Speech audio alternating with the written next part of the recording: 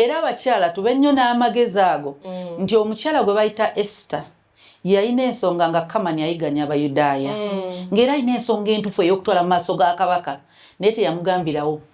yategeka ekyejjulo magezi n'ayita kabaka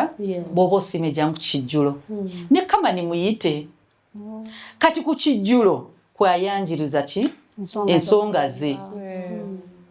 nti omwami olwedde musanyufu omutima gwe omutegekedde omutima gwe essaawa eyo gusobola n'otwala ensonga yo kati omusajja asobola okuba nga aganye ng'olwedde waliwo ebimutawanya talowooza na kubuweereza bw'oliko waliwo olwedde ebyamutawaanyiza dda ate naawe ojja n'ebibyo n'agamba nedda n'omugamba ye tewali buzibu mukwano gwe n'ogenda n'ofumba n'okamula akatunda n'oleeta emmere n'otukawo n'omugamba ye olyokke mukwano nsonyiwa nno okuza ensonga nabadde gamba ku ya church girl lwakuba nabadde ndowooza oli bize nabadde gamba ku ya church girl tulinayo okurekodinga bwagamba alina kitegedde aba yakitegedde bagamba mpozi wabadde oŋŋamba biki omanya yabadde distracted wakireetedde mu kiseera kikyamu kati oyo kitegeeza omulaze nga ye nti ye mukamaawo